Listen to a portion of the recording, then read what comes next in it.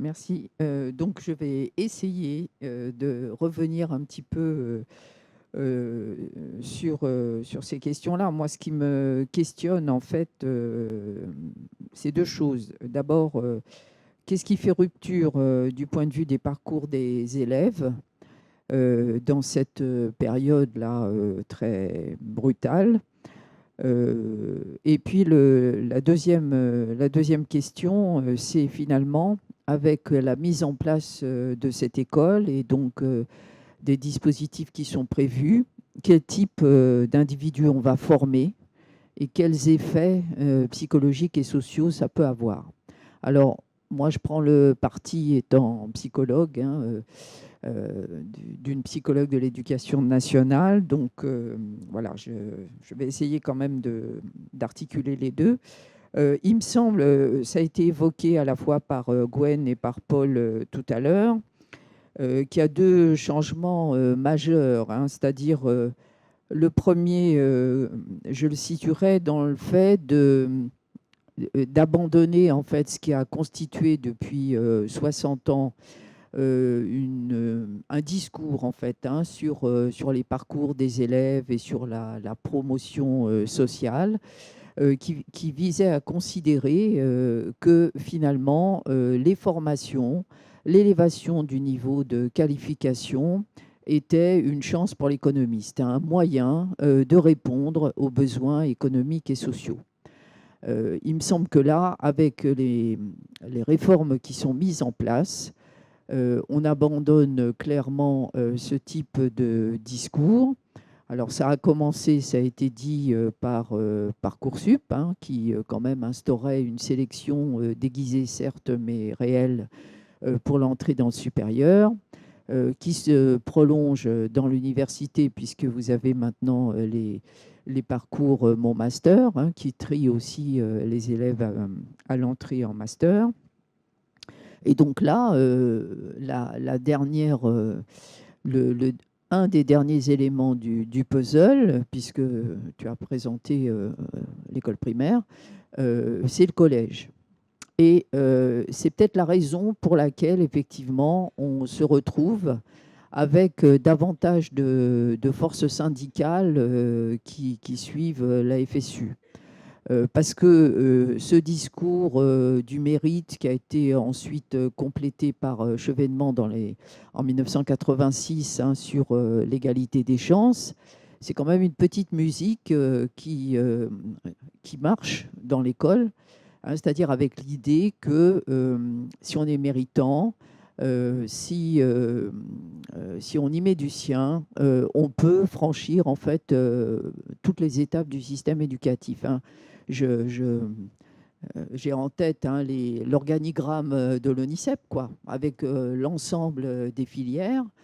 Et je dirais qu'il est caractérisé par une logique de passerelle aussi. Hein. Alors d'accord, c'est des passerelles de papier, c'est-à-dire on sait bien, les travaux sociologiques, tout ce qui a été développé nous montre que ça concerne très peu d'élèves.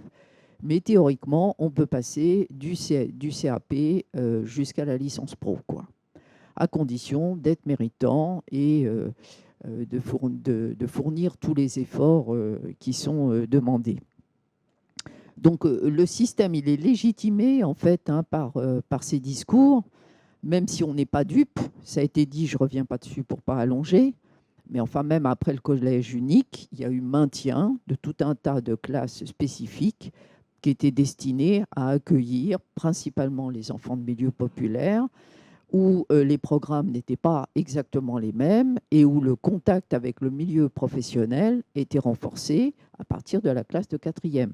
Hein, je ne vous refais pas les CPPN, CPA, quatrième techno, troisième techno, quatrième et des soutiens, troisième d'insertion, DP3, DP6, maintenant prépa métier, avec des inflexions différentes suivant les politiques, les orientations politiques des gouvernements en place, quand même. Hein, il faut aller regarder dans le détail, on ne peut pas avoir un discours trop généraliste là-dessus, mais le maintien en fait hein, de filières spécifiques à l'intérieur du collège est quand même une histoire constante. Sauf que, voilà, le discours sur la promotion est quand même assez fort et ce qu'on peut observer, enfin moi je l'ai observé très fréquemment dans ma pratique de COPSI d'abord et de mes collègues le voient aujourd'hui en tant que psy-EN, c'est quand même une valorisation chez les enfants de milieux populaires d'une stratégie des petits pas, quoi. On essaye, on s'engage pour une formation qui va mener à un saut qualitatif dans l'échelle des diplômes de 2 ans, voire un petit peu plus, plutôt que de choisir d'emblée l'université, par exemple, où on n'a aucune connaissance, où on va être peut-être le premier de sa famille à aller vers l'enseignement supérieur. Donc une stratégie des petits pas qui était en quelque sorte légitimée par ça. Le changement aujourd'hui, quand même, c'est qu'on passe de cette logique un peu des passerelles, on risque en tout cas de passer à un système des impasses, quoi. Hein, c'est-à-dire le verrouillage au DNB, c'est quand même tout à fait nouveau. Hein, la possibilité d'instaurer une sorte d'examen pour l'entrée au lycée, pour les générations, surtout après les années 80-90, quoi. Hein, c'est quand même un recul et un retour en arrière énorme, quoi. Hein, c'est une sorte, on installe en fait une sorte de classe SAS qui va être destinée à des élèves qui ont eu un passage en seconde par le conseil de classe, mais qui vont être invités, puisque pour le moment c'est des volontaires, hein, puisque là il s'agit d'une phase expérimentale, à rejoindre un lycée. Alors on sait maintenant que c'est surtout des lycées avec internat qui ont été choisis, parce qu'il y en a très peu. Et je ne reviens pas dessus, Gwen a expliqué la réduction en fait, des ambitions sur le plan du programme, puisqu'il n'est même pas prévu de leur faire repasser le DNB. Et il y aura quand même une partie très importante de temps consacrée à la préparation de l'orientation, quoi.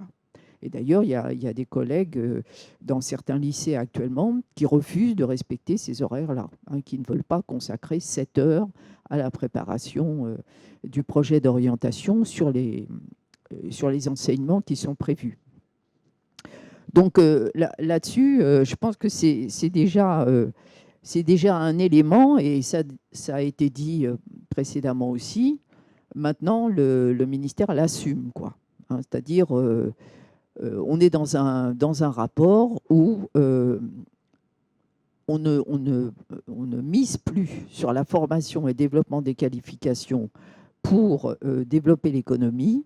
On mise sur une insertion la plus rapide possible, avec évidemment une assignation sociale importante et le fait de faire accepter en fait la précarité, le chômage, la baisse des droits sociaux, etc. Et on va voir comment. Alors justement, comment est-ce qu'on va voir ça ? Moi, j'ai été frappée par l'introduction des compétences psychosociales dans le socle. Le socle, aujourd'hui, c'est 4 familles de compétences: le français, les maths, la culture générale et les compétences psychosociales. Elles entrent en fait dans le socle au détriment, hein, de certaines disciplines qui vont être un peu mélangées en fait, hein, dans cette partie commune, culture générale. Alors, qu'est-ce que c'est que ces compétences psychosociales, hein? Je vais faire quand même un petit détour par la psychologie, là. En l'occurrence, elles ne viennent pas de la psychologie au départ, elles viennent du champ de la santé, et elles s'appuient sur la définition de l'OMS, alors qui au départ misait sur une compétence unique, mais qui ensuite a convenu quand même que c'était un ensemble de compétences, hein, qui devaient se mettre en place pour que ça fonctionne. Et l'objectif quand même, c'est d'atteindre le bien-être, l'épanouissement. Alors je dirais même que les objectifs sont bien plus ambitieux, hein, puisque en se basant sur les programmes américains, le Santé publique France n'hésite pas à reprendre l'idée que c'est un bon moyen, donc non seulement d'assurer le bien-être et la réussite des élèves, mais aussi de faire baisser les signes, les symptômes anxio-dépressifs, les tentatives de suicide, l'addiction, les comportements violents, etc. Donc effectivement, pourquoi ne pas investir là-dedans, puisque les effets attendus semblent quand même extrêmement intéressants. Et donc, Santé publique France a publié un référentiel avec des recommandations de programmes qui sont jugés probants. Et donc, je suis allée regarder un peu là, qu'est-ce que c'était que le fondement de ces compétences psychosociales. Alors, les fondements théoriques, bon, ils sont assez flous, mais globalement, on peut dire quand même que ça se réfère à la psychologie positive. Et qu'est-ce que c'est que les fondements de la psychologie positive? Alors, ça provient de travaux théoriques qui sont surtout nord-américains. Ils ont été inventés par Seligman et Peterson, qui sont deux chercheurs, fondateurs de la psychologie positive. Mais on s'aperçoit, en fait, il y a très peu de critiques en fait, de la psychologie positive en France. Très, très peu. Il y a peu de chercheurs en psychologie qui s'attaquent à cette affaire. Alors, le modèle théorique initial, il a été élaboré à partir de la lecture de philosophes ou de leaders spirituels, et il repose en fait sur une représentation qui inviterait chacun des individus à acquérir 6 vertus principales.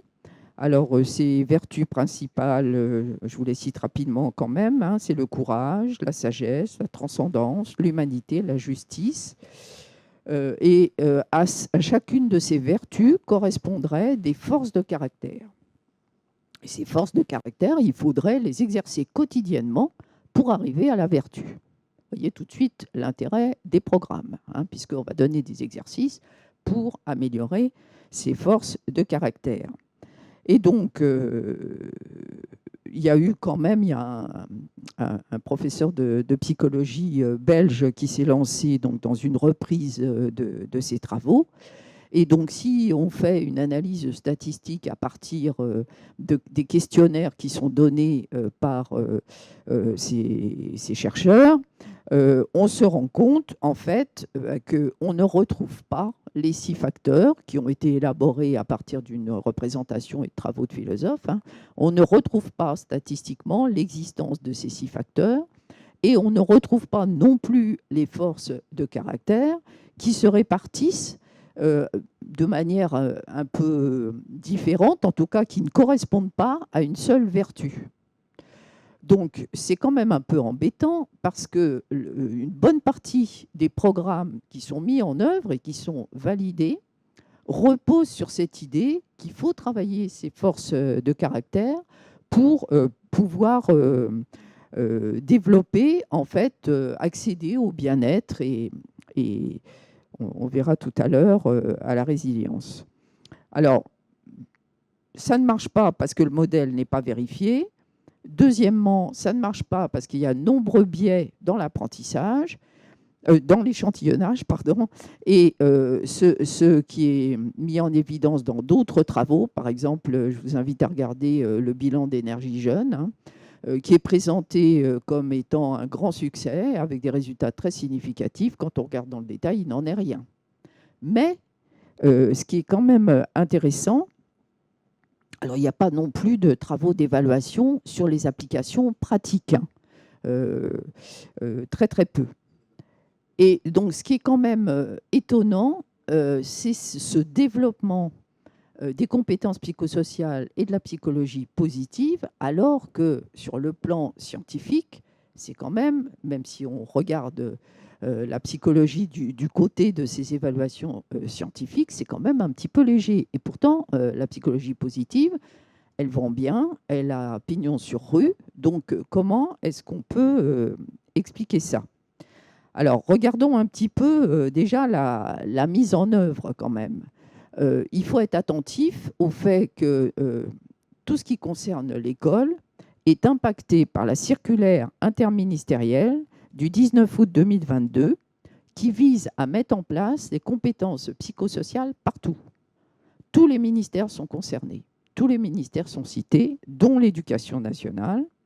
L'objectif, ça c'est donc quand même assez fort, l'objectif est que la génération 2037 soit la première à grandir dans des environnements continus de développement psychosocial. Donc là, il y a quand même un souci très préoccupant de conformer l'ensemble d'une population à des comportements politiquement définis par le biais d'interventions en ingénierie sociale afin d'agir sur le comportement des enfants et des adultes. Donc ça, on ne l'a pas forcément vu passer, mais ça a des conséquences extrêmement importantes, puisque, évidemment, plus on s'y prend tôt, plus ça a une chance de marcher. Et donc, ça explique, en fait, que désormais, dans le socle, il y a les compétences psychosociales. Quelques éléments pour montrer, en fait, que ce courant de recherche est en contradiction avec un certain nombre de recherches en psychologie. Je vais aller vite, on pourra revenir si ça vous intéresse, mais bon. Par exemple, tous les travaux sur le développement de l'estime de soi. Le développement de l'estime de soi, Delphine Martineau, qui a consacré une bonne partie de son travail de chercheuse, montre que c'est extrêmement difficile parce que, justement, on part du principe, un petit peu spontané, que les élèves en difficulté ont une mauvaise estime d'eux-mêmes.